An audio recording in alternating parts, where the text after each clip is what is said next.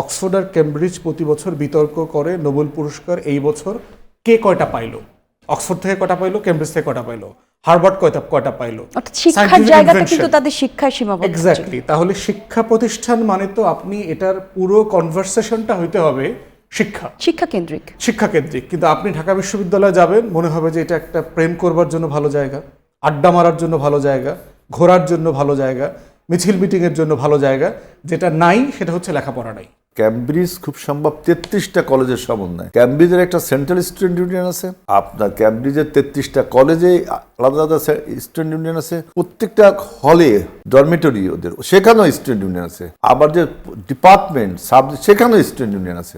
এখন আমাদের ক্যাম্পাসের রাজনীতিটা ওদের সাথে পার্থক্যটা হয় কেন? কারণ সাম্রাজ্যবাদী শক্তি আর তৃতীয় বিশ্বের দেশগুলোর রাজনীতির ধরন কিন্তু এক হবে না। প্রিয় দর্শক, আমন্ত্রণ আপনাদের সবাইকে নতুন বাংলাদেশের আয়োজনে। বাংলাদেশের রাজনৈতিক অঙ্গনে এক অস্বস্তিকর পরিস্থিতি ক্রমেই দৃশ্যমান হয়ে উঠছে। সরকার গঠনের অল্প সময়ের মধ্যেই ক্ষমতাসীন দল এবং প্রধান বিরোধী শক্তির মধ্যে কথার লড়াই, পাল্টাপাল্টি অভিযোগ এবং রাজনৈতিক অবস্থানের তীব্র ভিন্নতা নতুন করে প্রশ্ন তুলেছে দেশের গণতান্ত্রিক পরিবেশ নিয়ে। শুরুতেই যে সহনশীলতা এবং সহাবস্থানের ইঙ্গিত পাওয়া গিয়েছিল তা এখন অনেকটাই ম্লান। কেন্দ্র থেকে তৃণমূল এমনকি শিক্ষাঙ্গন, একই সাথে জাতীয় সংসদ পর্যন্ত রাজনৈতিক উত্তেজনার প্রভাব স্পষ্ট। বিভিন্ন বক্তব্য, পাল্টা বক্তব্য, হুঁশিয়ারি এবং প্রতিবাদের ধারাবাহিকতা পরিস্থিতি কোথায় গিয়ে দাঁড়াতে পারে তাই নিয়ে উদ্বেগ বাড়ছে বিশ্লেষকদের মহলেও। আর সংঘাতের আশঙ্কা, রাজনৈতিক দূরত্বের বিস্তার এবং পারস্পরিক আত্মবিশ্বাস, এই সকল বাস্তবতায় বাংলাদেশের রাজনীতি এখন কি অবস্থানে আছে সেই সব কিছু নিয়েই আজকে আলোচনা করতে চাই। দর্শক, আপনাদেরকে আরও একবার আমন্ত্রণ। নতুন বাংলাদেশ দেখছেন, আমি জান্নাতুল কলি আপনাদের সঙ্গে আছি এবং আলোচনার জন্য আজকে আমাদের সঙ্গে দুজন অতিথি আছেন। আমার ডান দিক থেকে পরিচয় করাবো ব্যারিস্টার আসাদুজ্জামান ফুয়াদ, সাধারণ সম্পাদক এবি পার্টি। এরপরে আছেন আজিজুল বারী হেলাল, সংসদ সদস্য ও তথ্য বিষয়ক সম্পাদক বিএনপি। আমন্ত্রণ আপনাদের দুজনকে নতুন বাংলাদেশে। আমরা আসলে পত্রিকা এবং সংসদের যে অবস্থান, বাংলাদেশের সব মানুষই এখন আসলে 24-এর পর রাজনীতি নিয়ে আলাদা করে সরব কথা শুনেন এবং বলার চেষ্টা করেন। আমরা দেখছি যে এই মুহূর্তে সরকার এবং বিরোধী দলের মধ্যে কথার এক ধরনের লড়াই যেমন হচ্ছে, তেমনি আক্রমণ আর শুধুমাত্র কথার লড়াইয়ে থাকছে না, সেটা আবার রাজনৈতিক মাঠ পর্যন্ত গিয়ে গড়াচ্ছে। পারস্পরিক এই ধরনের বক্তব্য রাজনৈতিক অঙ্গনের পরিস্থিতি কিছুটা উত্তাপ করছে কিনা, ব্যারিস্টার ফুয়াদ আপনার মাধ্যমে শুরু করতে চাই শুরুতেই। আর প্রতিপক্ষের যে দূরত্ব, এই দূরত্বের দিনক্ষণ তো আসলে বেঁধে হয় না, দূরত্ব আস্তে আস্তে হয় এবং তার রাজপথ পর্যন্ত গিয়ে বড়ায়। যেমনটা আমি বললাম যে আসলে কথা হচ্ছে যে এই উত্তেজনা থেকে আন্দোলনের হুমকি, নানা রকম প্রশ্ন আসছে। এই অবস্থায় একটু বলবেন যে বাংলাদেশে এখন যেই সরকার, একটা নতুন সরকার গঠন করলো, রাজনৈতিক অবস্থা যদি এখনই এমন হয়, কেমন হতে পারে আগামীর রাজনীতি? ধন্যবাদ। আমার তো মনে হচ্ছে যে হেলাল ভাই তো আমাদের অনেক সিনিয়র বড় ভাই। আমাদের দেখা ক্ষুদ্র সময় যেটা মনে আছে যে পার্লামেন্টারি পলিটিক্সে নির্বাচন অ্যাকসেপ্ট করা থেকে শুরু করে সংসদে এত ডিসেন্ট এনভায়রনমেন্ট এর আগে মনে হয় আমরা দেখিনি। জি। বরং এটা কি রিজনেবলি মনে হচ্ছে যে আপনার অন্য যে কোনো সময়ের চেয়ে, ধরেন বিএনপি যখন আগে নির্বাচিত হয়েছে, আওয়ামী লীগ বলেছে নির্বাচন সুষ্ঠু হয় নাই এবং একদিনের জন্য আমরা বিএনপিকে শান্তিতে থাকতে দেব না, শেখ হাসিনার বক্তব্য ছিল। ইলেকশন ইঞ্জিনিয়ারিং নিয়ে আমরা বিভিন্ন কর্নার থেকে কিছু কথাবার্তা বলেছি, বাট মোটা দাগে সবাই বিরোধী দলে যারা আছেন নির্বাচন মেনে নিয়েছেন।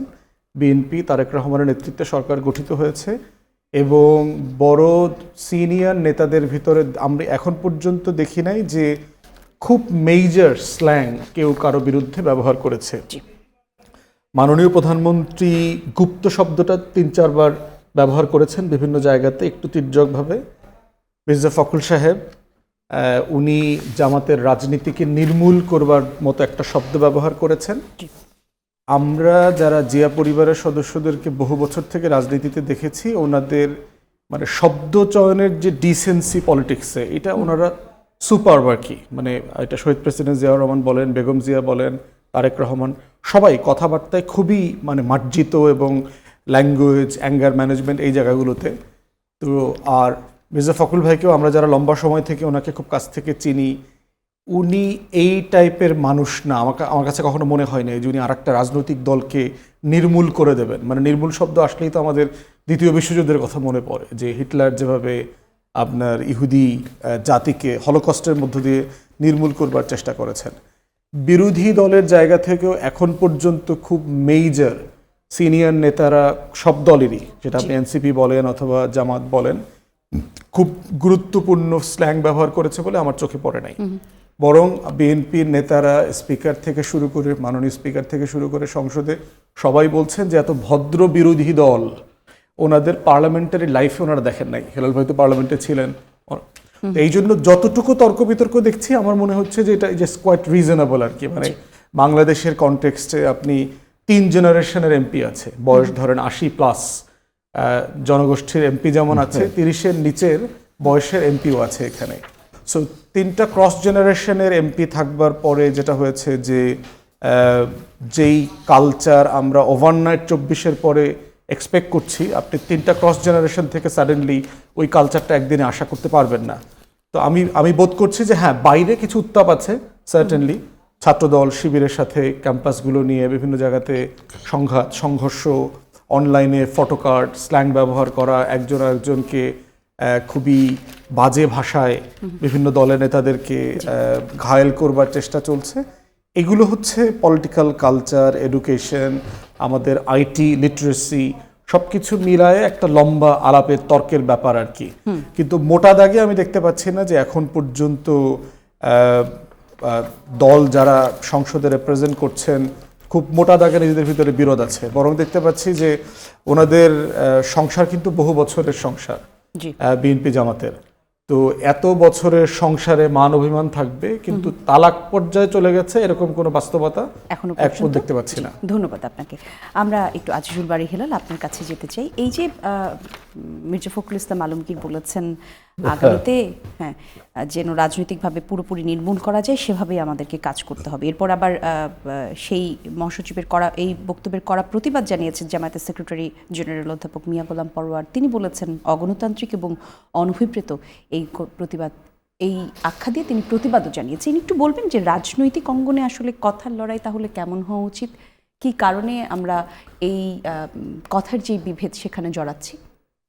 শোনেন, সরকারি দল বিরোধী দল আপনার পার্লামেন্টারি ডেমোক্রেসিতে টোটালি ডিফারেন্ট। এখানে আপনার ইডিওলজিক্যাল কোনো ঐক্য হতে পারে না। ইডিওলজিক্যাল ঐক্য হলে তো আর সরকারি দল বিরোধী দল হয় না, তখন তো বাকশাল হয়ে যায়, একাট্টা হয়ে যায়। পলিটিক্সের ব্যাকরণটাই এরকম, সরকারি দল বিরোধী দল মানে ইডিওলজিক্যাল একটা ডিফারেন্স।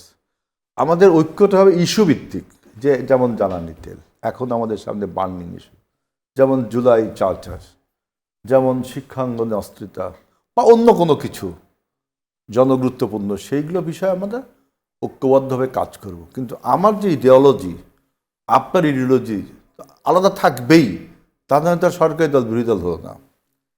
এবং ফুয়াদ ভাই ঠিকই বলেছেন যে একটা decent environment, that is liveliness of the parliament, অন্য যে কোনো সময়ের পার্লামেন্ট থেকে এই পার্লামেন্টটা খুব লাইভলিনেস। উনি বললেন যে বিরোধী দল খুব ভদ্র বিরোধী দল, এটা মাননীয় স্পিকার বলছেন। হ্যাঁ, মাননীয় স্পিকার বলেছেন, এটা স্পিকার তার কথা বলেছেন। কিন্তু আমি দেখেছি যে আমরা যা সরকারি দল, আমরা যখন ৭১ নিয়ে কথা বলি, গতকালকেরই ঘটনা যদি সব সময় মুক্তিযুদ্ধ নিয়ে কথা বলি, বা তখনই একটা স্ক্যারি তাদের মধ্যে, হইচই, আমাদের কথা বলতে দেবে না। আমি নিজে যখন জুলাই সনদ দিয়ে প্রথম কথা বলি পার্লামেন্টের থার্ড সেশন যেটা, আমি জুলাই সনদ দিয়ে কথা বলতে গেছি, আমার কথাটাই শেষ করতে পারিনি। এত ডিসেন্ট তারা যে আমাকে এত হইচই করে কথাটাই বলতে সবাইকে তাই। কিন্তু একটা জিনিস, যে এই পার্লামেন্টটা অন্য যে কোনো সময়ের পার্লামেন্ট থেকে এনলাইটেন্ড পিপলস, এবং তারা সবাই স্ট্রাগল করে আসছে এখানে, কেউ বিনা ভোটে আসেনি, কেউ অবৈধ জালিয়াতি নির্বাচনের মাধ্যমে আসে, সবাই কোয়ালিটি শো করে এই পার্লামেন্টে আসছে। সুতরাং এই পার্লামেন্টটা খুবই লাইভলিনেস রয়েছে। এবং যেটা বললাম যে মির্জা ফখরুল ইসলাম বলেছে যে রাজনীতি নির্মূল করে দেব, আপনাকে তো আর নির্মূল করে দেবে না, মানে জামাতকে তো আর নির্মূল করার কথা বলিনি। আমার কাজটা কি, আপনার পলিটিক্সটাকে আমি, ভাষাটা হয়তো শক্ত হয়েছে, নির্মূল ভাষাটা শক্ত, কিন্তু আমার কাজটা কি, জামাতের যে পলিটিক্সটা, সেই পলিটিক্সটাকে তো আমাকে নিতে হবে, তাই না? সেই পলিটিক্সটাকে তো ডিরেল করা বা একটা জনগণ থেকে, এটাই তো আমার পলিটিক্স। আমার পলিটিক্সকে প্রাধান্যটাই বজায় রাখবো না? আমি যে পলিটিক্সটা করি, বাংলাদেশি জাতীয়তাবাদ, তাই না, বাংলাদেশের আপনার মানে বিএনপির যে বিএনপি যে ভিত্তির উপর দাঁড়িয়ে রাজনীতিটা করে, আমার এই ভিত্তিটা আমি যে জারি রাখবো না? ধর্মীয় সম্প্রীতি, ধর্মীয় ঐক্য, আপনার সাম্য, মানবিক অধিকার, আমার 19 দফা কর্মসূচি, আমার 31 দফা, যখনই আসলে সুতরাং এইগুলো দিয়ে আমি তো তার পলিটিক্সটাকে ইউজ আপ করবো না, তাই তো করবো। এখন শব্দটা হয়তো নির্মূল হয়েছে, কিন্তু কি নির্মূল করে? রাজনৈতিকভাবে। উনি বলেন জামাতকে নির্মূল করব, বলছে রাজনৈতিকভাবে নির্মূল করব। এইটা আমি দোষের কিছু দেখি না। আমি তো এখানে বলছি ইলেকশন ইঞ্জিনিয়ারিং এর কথাও এসেছে। মানে যখনই আমরা দেখি যে রাজনীতিতে এইরকম বা পার্লামেন্টে যখনই কথা হয়, বারবার ইলেকশন ইঞ্জিনিয়ারিং এর এটা হলো জামাতের একটা আত্মঘাতী কথাবার্তা। যদি এই ইলেকশনকে তারা স্টিগমেটাইজ করতে চায়, মেলাইন করতে চায়, ডেলিবারেটলি যদি মেলাইন করতে চায়, তাই তো নিজেকে নিজে মেলাইন করলো। যে পার্লামেন্টে আপনি ভোটের মাধ্যমে এসছেন, সেই পার্লামেন্টে অন্য কাউকে যদি আপনি বলেন যে সে রিগিং করে আসছে বা ইঞ্জিনিয়ারিং করে আসছে, তা আমরা তো জানি যে 12ই ফেব্রুয়ারি পর্যন্ত, 12ই ফেব্রুয়ারি তো আমাদের নির্বাচন হলো, ওই পর্যন্ত যে সরকার, ডক্টর ইউনূস সরকার, backed by Jamaat and NCP সরকার, তাহলে ইঞ্জিনিয়ারিংটা আমরা মানে ইঞ্জিনিয়ারিংটা হচ্ছে কিভাবে? আপনারা ইঞ্জিনিয়ারিং করেন, এই কথা কিন্তু আমি তাকে তার প্রতি উত্তরে বললাম। এইটা আমার বক্তব্য যে 12ই ফেব্রুয়ারি পর্যন্ত যে সরকারটা ছিল, এটা ব্যাকড বাই জামাত এবং এনসিপি। বিরোধী দল আবার কিন্তু এটাও বলছে যে এই সরকার মানে ক্ষমতা সরকার গঠন করার পর থেকেই ফ্যাসিবাদী আচরণও করছে। না, আমরা সরকার গঠনের পরে আমরা আমাদের নির্বাচনী ম্যানিফেস্টোয় যেগুলো দিছি, সেইগুলোকে নিয়ে জনগণের কাছে যাচ্ছি। ফ্যাসিবাদী আচরণটা কোথায় করলাম? কারোর বিরুদ্ধে পুলিশ বাদী হয়ে মামলা, কাউকে ধরে নিয়ে যাওয়া।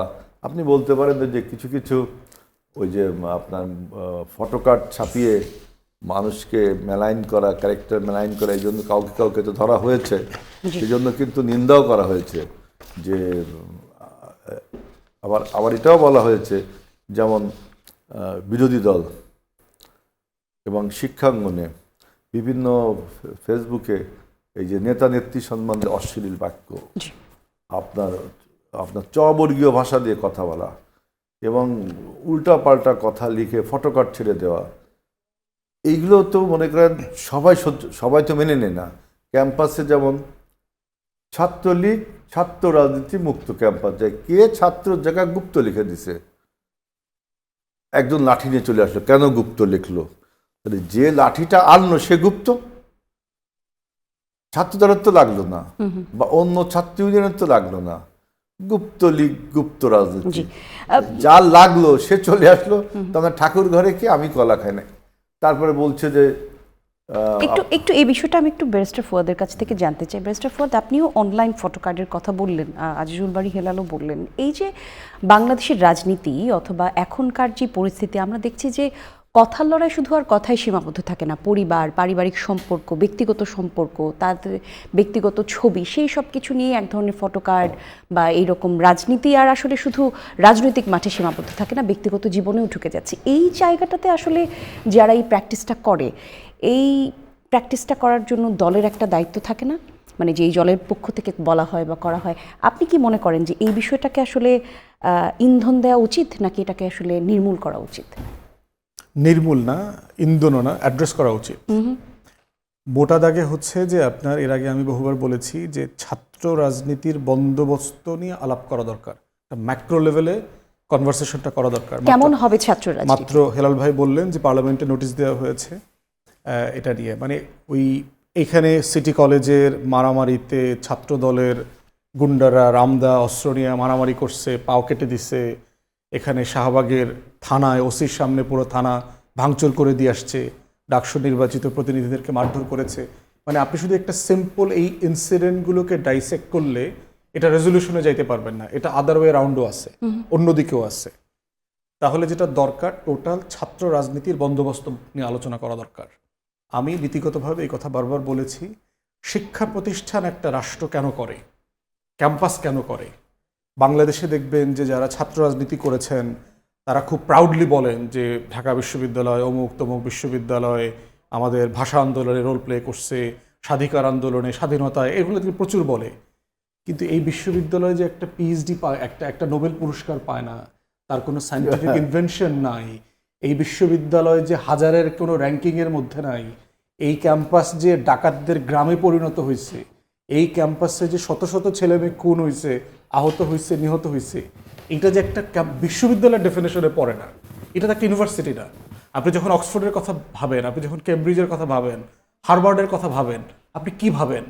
ওখানে বিশাল স্বাধীনতা আন্দোলন হয়েছে, ওখানে ছাত্ররা অনেক বড় বড় মিছিল মিটিং করছে, ওখানে অমুক দল ক্ষমতায় গেছে, তমুক দল ক্ষমতায় গেছে, এটা তো ভাবেন না।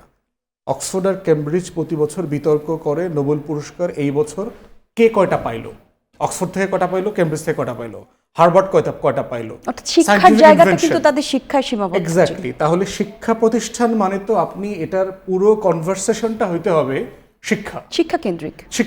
কিন্তু আপনি ঢাকা বিশ্ববিদ্যালয়ে যাবেন, মনে হবে যে এটা একটা প্রেম করবার জন্য ভালো জায়গা, আড্ডা মারার জন্য ভালো জায়গা, ঘোরার জন্য ভালো জায়গা, মিছিল মিটিংয়ের জন্য ভালো জায়গা। যেটা নাই সেটা হচ্ছে লেখাপড়া নাই। কারণ ওই ডাকাতের গ্রামে আমি একসময় পড়ালেখা করছি, হেলাল ভাইও ছিলেন এক সময়, আমি 2 বছর পড়েছি। কোনো শিক্ষকের প্রতি আমার ন্যূনতম কৃতজ্ঞতার কোনো কারণ নেই, কিছুই শিখে নেই আমি। তাহলে এখন প্রশ্ন হচ্ছে যে আপনি এই যে টোটাল বন্দোবস্ত, এইটা নিয়ে তো আপনাকে অ্যাড্রেস করতে হবে। আমি পার্সোনালি বারবার বলেছি, রাজনৈতিক ছাত্র সংগঠন ক্যাম্পাসে নিষিদ্ধ করে দিতে হবে। কোনো ছাত্র যদি পলিটিক্স করতে চায়, সে পল্টনে গিয়ে পলিটিক্স করবে, গুলশানে গিয়ে পলিটিক্স করবে, কাকরাইলে গিয়ে করবে, মানে ক্যাম্পাসে কোনো পলিটিক্স চলবে না। কোন লাল দল, সাদা দল, হলুদ দল, সবুজ দল, ধান লাগা ভিসি, এই ধরনের শিক্ষক আমরা ক্যাম্পাসে দেখতে চাই না। কর্মচারী দলীয় ব্যানারে ক্যাম্পাস অচল করে দিচ্ছে, বহুদিন দেখেছি। তাহলে এই টোটাল ফরম্যাট ক্যাম্পাসের বদলাইতে হবে। বিশ্ববিদ্যালয় এনভায়রনমেন্টে তো আমরা দেখি যে একটি নির্দিষ্ট দলের বিভিন্ন সংগঠনের নামে বিভিন্ন নানা রকমের সক্রিয়তা রয়েছে, সেই জায়গাগুলি তাহলে অ্যাড্রেস করা জরুরি না। সেটা হচ্ছে যে আপনি যখন ওপেন পলিটিক্স থাকবে না, তখন দিন শেষে দেখবেন ক্রিয়াশীলতাটা চলে যাবে। আপনি ক্যাম্পাস পলিটিক্স ছাত্র সংসদ কেন্দ্রিক হবে, টিএসসি কেন্দ্রিক হবে, সেখানে পলিটিক্স করুক সবাই, যার যার ক্রিয়েটিভিটি। এই বিষয়টা নিয়ে আরো বিস্তারিত কিছু প্রশ্ন আমার রয়েছে, তবে তার আগে একটা বিরতিতে যেতে হচ্ছে। দর্শক সঙ্গেই থাকুন, ফিরছি একটু পর। আর একবার আমন্ত্রণ দর্শক, নতুন বাংলাদেশ দেখছেন। আজকের অতিথি আজিজুল বারী হেলাল, সংসদ সদস্য, তথ্য বিষয়ক সম্পাদক বিএনপি, সেই সাথে ব্যারিস্টার আসাদুজ্জামান ফুয়াদ, সাধারণ সম্পাদক এবি পয়টি। আমরা কথা বলছিলাম আজিজুল বারী হেলাল, বিরতিতে যাবার আগে ছাত্র রাজনীতি নিয়ে কথা হচ্ছিল। ব্যারিস্টার ফুয়াদ বলছিলেন যে ক্যাম্পাসে যে কোনো ছাত্র রাজনীতি বন্ধ হয়ে যাওয়া উচিত। আমরা দেখলাম কিছুদিন আগে, অর্থাৎ 1-2 দিন আগে থেকেই ক্যাম্পাসে রাজনীতি বন্ধ নিয়ে দেশের বিভিন্ন বিশ্ববিদ্যালয়ে এক ধরনের ছাত্রছাত্রীদের মধ্যে মুখোমুখি অবস্থান জায়গা হয়েছে। আপনি লম্বা সময় ছাত্র রাজনীতি করেছেন, সেই সঙ্গে ছিলেন, আপনার মতামতটা একটু বলবেন। ক্যাম্পাসে ছাত্র রাজনীতি থাকা উচিত নাকি নয়? অবশ্যই উচিত। ক্যাম্পাসে যদি ছাত্র রাজনীতি না থাকে, সেটা ক্যাম্পাস হয় না, ওটা হয়ে যায় পাঠশালা। আমি ক্যাম্পাস বলছি বিশ্ববিদ্যালয় ক্যাম্পাস। আপনার শিক্ষা মানে কি? শিক্ষা মানে কি ABCD অ আ ক খ 1 2 3 4? না, শিক্ষা মানে প্রত্যেকটা মানুষের ভিতরে একটা দেবতা বসবাস করে, সেই দেবত্ববোধকে জাগিয়ে তোলার নামই শিক্ষা। এবং রাজনীতি, ছাত্র রাজনীতি বলে কোনো কথা, আমি এই কথা বহুবার বলেছি, অভিধানে বা ডিকশনারিতে খুঁজে পাবে না। ছাত্র আন্দোলন আছে, এবং পৃথিবীর দেশে দেশে এমন কোনো দেশ দেখাতে পারবেন না, এমন কোনো বড় বিশ্ববিদ্যালয় দেখাতে পারবেন না যেখানে ছাত্র আন্দোলন হয় না। আমার জানা মতে আমেরিকার MIT বিশ্ববিদ্যালয় খুব নাম করা, তারপরে আপনার ক্যামব্রিজ ইংল্যান্ডের, অক্সফোর্ড, এইসব আপনার বোস্টনে যে আপনার একটা ইউনিভার্সিটি MITর পাশে, ওটার নাম করা ইউনিভার্সিটি বোস্টন শহরে, বিশ্বের নাম করা এইসব ইউনিভার্সিটি আমার দেখা সৌভাগ্য হয়েছে। আমি সেখানে দেখেছি স্বমহিমায় এবং ব্যাপক আয়োজনে সেখানে ছাত্র আন্দোলন, আপনি রাজনীতি বললে তো ভুল বলবে, আমি হয়তো ভুল, ছাত্র রাজনীতি রয়েছে। তো সেখানে আপনার প্রধান যে ভিসি তিনি যে রুমে বসেন তার পাশেই ওই ইউনিভার্সিটির ওই কথার ভিপি নেই, প্রেসিডেন্ট আছে। আমরা যেমন ভিপি বলি, ওরা বলে প্রেসিডেন্ট। এবং ওই আপনার ক্যামব্রিজ খুব সম্ভব 33টা কলেজের সমন্বয়। ক্যামব্রিজের একটা সেন্ট্রাল স্টুডেন্ট ইউনিয়ন আছে, আপনার ক্যামব্রিজের 33টা কলেজে আলাদা আলাদা স্টুডেন্ট ইউনিয়ন আছে, প্রত্যেকটা হলে ডরমিটরি ওদের, সেখানেও স্টুডেন্ট ইউনিয়ন আছে। আবার যে ডিপার্টমেন্ট সাবজেক্ট সেখানেও স্টুডেন্ট ইউনিয়ন আছে। অর্থাৎ ক্যাম্পাসে থাকা উচিত, এখন কিন্তু বলা হচ্ছে বর্তমানে যে বাংলাদেশের যে আমাদের অবস্থা, ক্যাম্পাসের রাজনীতিটা ওদের সাথে পার্থক্যটা হয় কেন? কেন সাম্রাজ্যবাদী শক্তি আর তৃতীয় বিশ্বের দেশগুলোর রাজনীতির ধরন কিন্তু এক হবে না, একরকম হবে না, তাই না? আমাদের দেশের মানুষ সবসময়, শিক্ষা, বেড়ে ওঠা, কালচার সবকিছুই আসলে আমাদের দেশের মানুষ সবসময় এন্টি এস্টাবলিশড থাকে, এস্টাবলিশমেন্টের বিপক্ষে কথা বলে। সুতরাং এই আপনার সেই প্রতিবাদটা আপনার জারি রাখে কিন্তু ছাত্র সমাজ, ছাত্ররা। এবং এই ছাত্ররা যদি আপনার ছাত্র সংসদ নির্বাচন এবং ছাত্ররা নেতৃত্ব তৈরি করে, বাংলাদেশের নেতৃত্ব দেবে কে? কালো টাকার মালিক, পুঁজিপতি, আমলা, মুচ্ছুদ্দি এরা, না আপনি নেতা তৈরির একটা কারখানা তৈরি করবেন? ধন্যবাদ আপনাকে। তাই না? আমি সেটা বলছি যে ছাত্র সংসদ যে সমস্ত ক্যাম্পাসে লেখা থাকে, আমাদের খুলনা বিশ্ববিদ্যালয় আমি দেখছি লেখা আছে, গাজীপুরে একটা বিশ্ববিদ্যালয় ছাত্র রাজনীতিমুক্ত ক্যাম্পাস। আমার মনে হয় যে এই ভিসি বা এই প্রশাসনকে আমার ধরা উচিত ভাই। তাহলে এক্সট্রা ক্যারিকুলাম অ্যাক্টিভিটিসের মধ্যে ইভেন একটা ছেলে যদি একাডেমিক হয়, গ্রন্থকিট হয়, দেশের কি লাভ হলো? আমার তো নেতা তৈরি করা, রাজনীতির মধ্যে নেতৃত্ব, শুধু দেশের নেতৃত্ব, সর্বস্তরের নেতৃত্ব তৈরি করতে হবে। আমরা একটু ব্যারিস্টার ফুয়াদের কাছ থেকে শুনি যে আসলে এই যে বিরোধী দলে যারা অবস্থান করছে অথবা সরকারে যারা নেই, সেই রাজনীতি থেকে এখন আমরা দেখতে পাচ্ছি যে বিএনপি আসলে যখনই মানে কোনো মতামতে ভিন্নতা আসে, তখন আমরা দেখছি যে সেই আন্দোলনকে তারা বলছেন, হরতাল আন্দোলনকে তারা বলছেন অরাজকতা। হ্যাঁ, বেশ কিছু ঘটনার পরিপ্রেক্ষিতে বললাম আর কি। এখন আজিজুল বারী হেলালও যেটা বললো যে ছাত্র রাজনীতি ক্যাম্পাসে থাকা উচিত। এখন ছাত্র রাজনীতি, বাংলাদেশের পরিস্থিতি, একই সাথে এই যে অরাজকতা যে শব্দগুলি ব্যবহার হচ্ছে, এই শব্দগুলো তো একটা আরেকটার সাথে জড়িত। গুপ্ত শব্দটি নিয়ে কেন্দ্র করে ক্যাম্পাসের যে পরিস্থিতি হলো, এর থেকে আসলে উত্তরণের পথ তাহলে কি? মানে আমরা কোন পথে চলবো তাহলে? কারা ঠিক করে দিবে? ছাত্ররা কিভাবে জানবে রাজনীতি তারা করবে নাকি করবে না? দেখেন, হেলাল ভাই যেগুলো বলেছেন ওগুলোর সাথে কিন্তু আমি একমত। আমি যেটা বলেছি, দলীয় ছাত্র সংগঠনের রাজনীতি ক্যাম্পাসে থাকবে না। যেটা থাকবে নির্বাচিত ছাত্র সংসদ, যেটা উনি কারেক্টলি পয়েন্ট আউট করেছেন, অক্সফোর্ড, কেমব্রিজ সব জায়গাতে আছে, হল সংসদ আছে, এত ইলাবোরেট না। ওখানকার হল সংসদ খুব ছোট, কারণ ওখানে রেসপন্সিবিলিটি, অব্লিগেশনের সাথে প্রশাসনের সাথে কাজ করছে। আর দ্বিতীয়ত হচ্ছে ক্যাম্পাসে যে কালচারাল অ্যাক্টিভিটিসের জায়গায়, এক্সট্রা কারিকুলার অ্যাক্টিভিটিস। এবং শুধু তাই না, আমি মনে করি যে প্যানেল দিয়ে নির্বাচন করা বন্ধ করতে হবে। প্যানেল দিয়ে নির্বাচন করার প্রবলেম হচ্ছে, দেখবেন যে ভিপি, জিএস, এজিএস ওরা ফোকাসড হয়, কিন্তু একজন ক্যাফেটেরিয়া সম্পাদক, আন্তর্জাতিক বিষয়ক সম্পাদক, এই ছেলেমেয়েটা হয়তো অনেক ক্যালিবার সম্পন্ন ছেলেমেয়ে, কিন্তু কনভারসেশনের মধ্যে দেখবেন আপনারা তার ইন্টারভিউ করেন না। তাহলে দেখা যাচ্ছে যে কম্পিটেন্ট ছেলেমেয়েরা প্যানেল থেকে হারায় যাচ্ছে। এই জন্য প্রত্যেক পদের এগেনস্টে আলাদা আলাদা পার্সন বনাম পার্সন নির্বাচন হতে হবে। কোনো প্যানেল নির্বাচন হইতে পারবে না, দলীয় প্যানেল থাকতে পারবে না। তখন যেটা হবে, ব্যক্তি লিডার হয়ে গড়ে উঠবে। আপনি দেখবেন যে ভিপি পদে 10টা ছেলে মেয়ে দাঁড়াবে, তো আপনারা তখন কি করবেন? 10টা ছেলে মেয়ের বিতর্ক অ্যারেঞ্জ করবেন। তখন আপনি দেখবেন যে who comes first, K best, K perform করছে। এই তর্কের ভিতরেই হচ্ছে পলিটিক্যাল কনসাসনেস থাকবে। এবং দেখেন, এই যে ছাত্র রাজনীতির ক্যাম্পাসের পক্ষে যারা কথা বলেন যে দেশ গড়ার কারিগর হাবিজাবি এগুলো তৈরি হবে, বাস্তবতা দেখেন কি হয়েছে। বাংলাদেশে সবচেয়ে সফল মানে রাষ্ট্রপ্রধান যদি আমি বিবেচনা করি, আমি তো সবসময় বলি এটা শহীদ প্রেসিডেন্ট জিয়াউর রহমান। কোন ক্যাম্পাসে কোন ছাত্র সংগঠন করেছেন? মিলিটারি অফিসার ছিলেন, তো ক্যান্টনমেন্ট থেকে আসছেন, এসে গণতন্ত্র, রাষ্ট্র বিনির্মাণ, অর্থনীতি বিনির্মাণে অসাধারণ কাজ করে গেছেন। ডক্টর ইউনূস একটা ক্রিটিক্যাল টাইমে লিডারশিপ নিয়েছেন বাংলাদেশের। কোন ছাত্র সংগঠনের কোন ছাত্রনেতা ছিলেন? আবার উল্টো দেখেন, গত প্রায় এক যুগ থেকে বাংলাদেশে যতগুলো গুরুত্বপূর্ণ রাজনীতি করে আন্দোলন যারা হয়েছে এসেছেন, জি। তার কোনোটাতে ছাত্র সংগঠনগুলো নেতৃত্ব দেয় নাই। কোটা বিরোধী আন্দোলন 24-এ কারো নেতৃত্ব দিয়েছে, কোনো ছাত্র সংগঠন দেয় নাই। জি। ভ্যাট বিরোধী আন্দোলনে কারো নেতৃত্ব দিয়েছে, নিরাপদ সড়ক চাই আন্দোলনে কারো নেতৃত্ব দিয়েছে, 17-18 এর আপনার কোটা বিরোধী আন্দোলনে কারা নেতৃত্ব দিয়েছে। তাহলে দেখেন ছাত্র সংগঠনের নেতৃত্বে কিন্তু এগুলো হয় নাই। জি।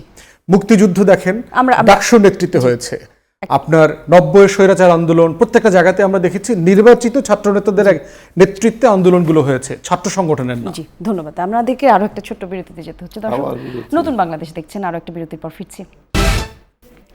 দর্শক, আরো একবার আমন্ত্রণ, আপনারা নতুন বাংলাদেশ দেখছেন। আলোচনার একদম শেষ পর্যায়ে আছে। আজিজুল বাড়ি হেলাল, আপনার কাছে একটি ছোট প্রশ্ন রাখতে চাই। এই যে ক্যাম্পাসে সংঘর্ষ, ছাত্রদের বিভেদ, সংঘাতে পায়ের রক কাটা, এই সকল বিষয়ে ছাত্র রাজনীতিতে তাহলে কি বার্তা দিচ্ছে?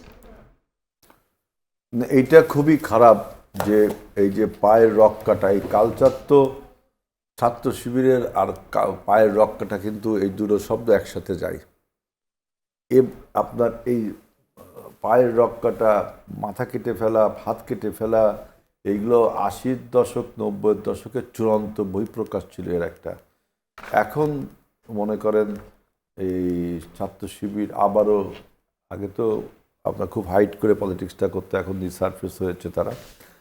এখন আমি তাদের বিরুদ্ধে এককভাবে বলছি, বিষয়টা এরকম না। আপনি দেখেন রাকসু নির্বাচনটা হলো, রাকসু নির্বাচনে জিএস, আপনার ভিপি, আপনার ভিসি, ডিন, রেজিস্ট্রারের সাথে যে দুর্ব্যবহারটা করলো, আপনি কোনো আজ পর্যন্ত চাকসুর কোনো ভিপি, জিএস এরকম দুর্ব্যবহার, ভিসিকে আপনি বলার কে, ডিনের অফিসে সব তালা মারে দিল, রেজিস্ট্রারকে বের করে দিল। আপনার এটা তাহলে সমাধান কি আসলে? আমি যেটা বলছি যে আপনার পলিটিক্সটা সবার ওপেন স্ফেয়ারে এসে করতে, পাবলিক স্ফেয়ারে এসে করতে হবে। সবাই জানবে, সবাই জানবে। আমি কখনো দেখলাম না যে ছাত্র শিবির তার কমিটি প্রকাশ্যে ঘোষণা করছে। ধন্যবাদ। আমি কখনো দেখিনি। আমি বলছি যে পলিটিক্সটা করতে হবে পাবলিক স্ফেয়ারে, জনগণের সামনে উন্মুক্ত পলিটিক্সটা করতে হবে। এই যে আপনার কমিটি প্রকাশ করবেন না, কে আপনার দরকার জানাবেন না, সেই রাজনীতি না করাই ভালো। ধন্যবাদ আপনাকে। ব্যারিস্টার ফুয়াদ, একই প্রশ্ন আপনার কাছে। বর্তমান যে অবস্থা, এই রাজনীতির অবস্থা থেকে ছাত্রদের কাছে কি বার্তা যাচ্ছে? তারা কি রাজনীতি করবে? না, বার্তা তো হচ্ছে যে প্রচণ্ড ডিসকারেজড। আপনি দেখছেন যে ইয়াংরা রাজনীতি ঘৃণা করে, তারা রাজনৈতিক কর্মকাণ্ডে অংশগ্রহণ করছে না, দেশ নিয়ে তাদের যথেষ্ট বিরক্ত, কখন দেশ ছাড়বে, কখন বিদেশ চলে যাবে, ক্যারিয়ার করবে। মানে টোটাল শিক্ষার এনভায়রনমেন্ট, জাতীয় রাজনীতির এনভায়রনমেন্টটা এমন যে এই দেশটাকে ভালোবাসার যে উপকরণ দরকার, রোল মডেল দরকার, ক্যাম্পাস থেকে শুরু করে ন্যাশনাল পলিটিক্সে, সেটা শিক্ষার্থীদের সামনে দেখতে পাচ্ছি না। ভায়োলেন্সের কথা বললে যেটা হবে, একক ছাত্র সংগঠনকে দিয়ে আপনি ভায়োলেন্স করতে পারবেন না, আলোচনা করতে পারবেন না। সকল ছাত্র সংগঠনের হাতে রক্তের দাগ আছে, সকল ছাত্র সংগঠনের। খুন খারাপি থেকে শুরু করে অস্ত্রবাজি করা, ক্যান্টনমেন্ট বানানো বিশ্ববিদ্যালয়গুলোকে সবাই করেছে। বেয়াদবির কথা বলেছেন, এই যে চিটাগাংয়ের সিটি কলেজে যে মারামারিটা সম্প্রতি হইল, শিবিরের এক ছেলের পায়ের গোড়ালি কেটে দিল। এরপরে হচ্ছে মহসিন কলেজ ছাত্রদলের সভাপতিকে দেখলাম সিটি কলেজের শিক্ষককে চট দিচ্ছে। রাজশাহী বিশ্ববিদ্যালয়ের ছাত্রদলের এক নেতাকে দেখলাম বলতেছে কান বরাবর দেব কথা না শুনলে। প্রশ্ন হচ্ছে, এটাকে আপনি ইন্ডিভিজুয়ালি আলাপ করে লাভ নাই, বন্দোবস্ত বদলাইতে হবে যদি আপনি টোটাল খাইসলতটাকে পরিবর্তন করতে চান। গুপ্তর কথা যেটা বলছেন, যে একটা সংগঠনকে যদি আপনি দশকের পর দশক ওপেনলি কাজ করতে না দেন, এই হেলাল ভাইরা ওনারা যখন 80-র দশকে 90-র দশকে ছিল, পরিবেশ পরিষদ সিদ্ধান্ত নিয়ে শিবিরকে ব্যান করে দিয়েছে ক্যাম্পাসে। গত 17 বছর শিবির ক্যাম্পাসে কাজ করতে পারে নাই। তাহলে আপনি যদি একজন লোককে ভিজিবলি প্রকাশ করতে না দেন, তখন সে কি করবে? আন্ডারগ্রাউন্ডে যাওয়া ছাড়া তার কোনো অপশন নাই তো। তাহলে অপশন হচ্ছে আপনি যদি গুপ্ত কিছু না চান, কিন্তু সেটাকে এখন স্বীকার করতে তাহলে কি অসুবিধা? স্বীকার করেছে তো ছাত্রলীগের আমলে তারা যে আন্ডারগ্রাউন্ডে চলে গেছে, এটা তো একটা বাস্তবতা ছিল। প্রকাশ হচ্ছে যে আপনি ফান্ডামেন্টালসে যদি হাত না দেন, আপনি এই মাইক্রো ইস্যু আলোচনা করে সমাধানে যেতে পারবেন না। কে ভায়োলেন্স শুরু করলো, কে ফটোকার্ড বানাইলো, কে আগে মারলো, কে পরে মারলো, কে কার হাত কাটলো, পা কাটলো, এই আলোচনা করে আপনি কোথাও সমাধানে যেতে পারবেন না। গোড়ায় হাত দিতে হবে, একদম মৌলিক জায়গাতে ফান্ডামেন্টাল রিফর্ম দরকার। ধন্যবাদ আপনাদের দুজনকেই, ধন্যবাদ। আপনাদের আয়োজনের একদম শেষ পর্যায়ে দর্শক দেখছিলেন নতুন বাংলাদেশ। আমাদের রাজনৈতিক যে অঙ্গন, সেই অঙ্গন হবে সকলের নিরাপদ এবং ছাত্ররা থাকবে তাদের পড়াশোনা এবং দেশ তৈরির যেই কারিগরের ব্রত নিয়ে তারা পড়াশোনা করতে হবে সেই জায়গায়। আমাদের এমন প্রত্যাশাই রইল। বিদায় নিচ্ছি আজকে। ধন্যবাদ সবাইকে।